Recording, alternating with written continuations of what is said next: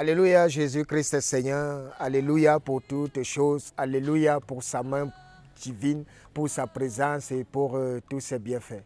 Je suis heureux parce que chaque fois qu'il m'est donné de pouvoir te révéler ces choses, de pouvoir parler du mystère du royaume de Dieu, je me sens établi. Parce que c'est le seul moment où j'ai la joie de vivre, la joie de pouvoir dire et faire toutes choses. Je suis Daniel Bokam, serviteur, prophète de l'Éternel. Le Christ m'a mandaté pour toi. Aujourd'hui, le message que je te porte, tu peux encore le mépriser. Mais la vérité, c'est que je n'ai pas capacité à te convaincre. Je n'ai pas capacité à te prouver quoi que ce soit parce que même le Christ, les gens n'y ont pas cru. C'est parce que les gens n'y croient pas que jusqu'à aujourd'hui, nous en sommes là. Le Christ ne fait pas l'unanimité, lui le Seigneur des Seigneurs. Voilà pourquoi il y a un foisonnement de compréhension, des uns tirent là-bas, des autres, et ça va dans tous les sens. Et il y a beaucoup qui sont persuadés que le monde, entre parenthèses, est pris en otage par le diable. Ça voudrait dire que tout enfant de Dieu ne peut prospérer sur la terre parce que j'entends et je vais prêter l'expression, excusez-moi, la terre est sale, comme beaucoup le disent. Non, mais je voudrais vous rassurer, la terre est tout ce qu'il y a de propre. La terre n'est pas sale, les hommes sont sales. La terre n'a rien à voir. Parce que quand vous versez même du sang humain, il ne restera jamais là, ça disparaît toujours. Mais les hommes sont tout ce qu'il y a de sale. Voilà pourquoi, malgré le fait qu'il y ait la présence forte de Dieu, les hommes combattent toujours Dieu.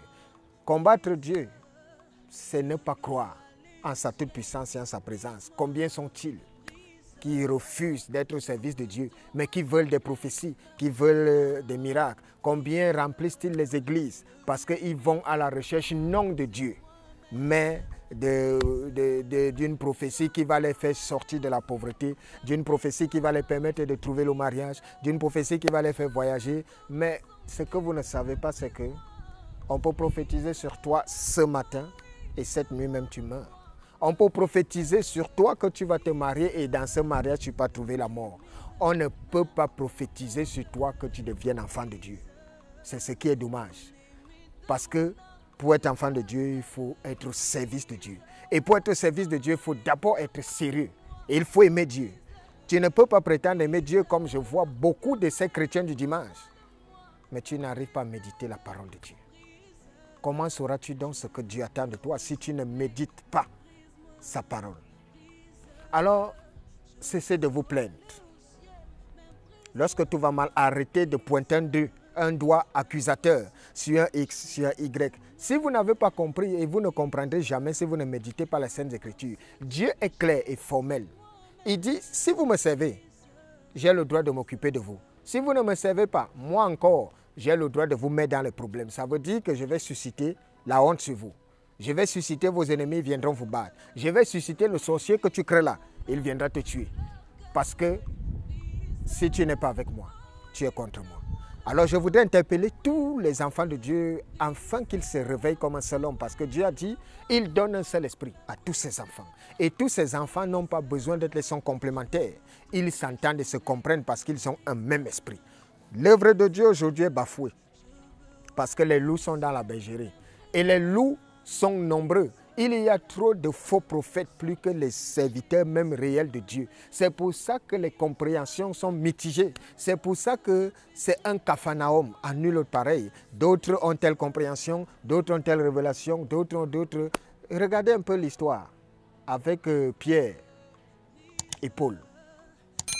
Il a fallu avoir ce problème quand d'aucuns voulaient qualifier les prêches de Paul étant plus au-dessus de celles de Pierre et tout ça. Et alors Paul a dit, arrêtez avec ça, nous sommes tous membres du corps de Christ. Que ce soit Paul, que ce soit Cépha. Le message que je porte, Pierre ne contradira jamais ça parce que nous servons un seul. Mais si vous voyez déjà il y a contradiction, ça veut dire qu'il y a quelqu'un qui est faux. Il y a quelqu'un qui trompe et qui ment.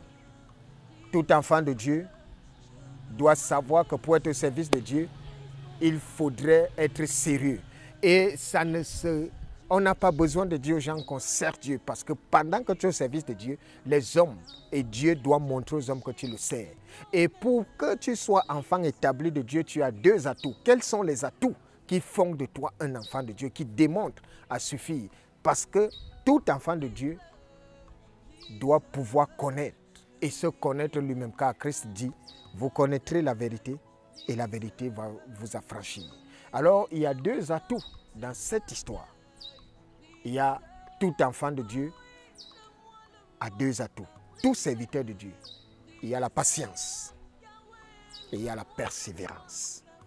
La patience, pourquoi? Parce que pendant que tu te retrouves en difficulté, tout enfant de Dieu, quand il se retrouve en difficulté, la première chose qu'il fera, c'est de chercher la face de Dieu. Il y a beaucoup, quand ils sont dans des problèmes, ils cherchent la face des hommes. Ils veulent compter sur un oncle ministre, sur un oncle président, sur un oncle colonel ou général, les gens passent. Et lorsqu'ils sont dessus de cela, c'est là où vous entendez généralement les gens dire à gauche à droite, moi je n'ai que Dieu. Tu ne peux ne pas déclarer que tu n'as que Dieu. Ça voudrait dire que tu donnes à Dieu un rôle secondaire. Et je vais vous dire, lorsque tu as autre alternative que le ciel, la honte sera toujours sur ta route. La honte sera toujours ton partage. Parce que les deux alternatives qui sont le partage des enfants de Dieu, la patience et la persévérance. Pourquoi? Parce que quand tu as un problème, la première chose que tu fais, quand tu traverses le désert, tu viens avec ce problème devant Dieu. Et dès que tu as laissé un problème entre les mains de Dieu, qu'est-ce que tu fais? Tu attends. Et tu attends comment? Dans la persévérance. Ça veut dire, ce n'est pas à toi de dire ou d'imposer à Dieu quand, comment il doit gérer ce problème. Parce qu'il ne te dira jamais. Dieu, quand il t'appelle et qu'il marche avec toi, il te donne toujours une vision. Et dans cette vision, il te montre là où tu vas y arriver, là où il t'amène. Mais il ne te montrera jamais ce par quoi tu vas passer pour y arriver. Regardez Joseph. Il lui a montré la grandeur, mais il ne lui a pas montré l'esclavage et la prison. Il lui a montré la lune, mais il ne lui a pas montré qu'il sera jeté dans une citerne. Pourquoi? Parce que s'il lui montrait tout cela, Joseph allait avoir peur et renoncer à cette destinée. C'est pour ça que, toi qui m'écoutes, tu te réclames enfant de Dieu, alors sache que tout enfant de Dieu a deux atouts. Il est patient et il est persévérant. D'ailleurs, le Christ a passé le temps à bâtir le ministère sur la patience en nous disant « Veillez et priez, parce que vous ne savez ni le jour ni l'heure. » Et plus loin, il avait tellement illustré par des paraboles. Lorsqu'il a parlé, rappelez-vous de la parabole du juge inique et la veuve. Il a dit en conclusion, il faut toujours persévérer. Parce que c'est en persévérant que s'obtient la gloire. Beaucoup viennent devant la face de Dieu comme des aventuriers. Lorsqu'ils viennent, ils veulent imposer à Dieu leur rythme. Ils veulent imposer à Dieu leur façon de voir. Et lorsque Dieu, qui est un Dieu souverain, ne marche pas dans ça, ils se mettent à se plaindre que j'ai déjà prié, je suis fatigué.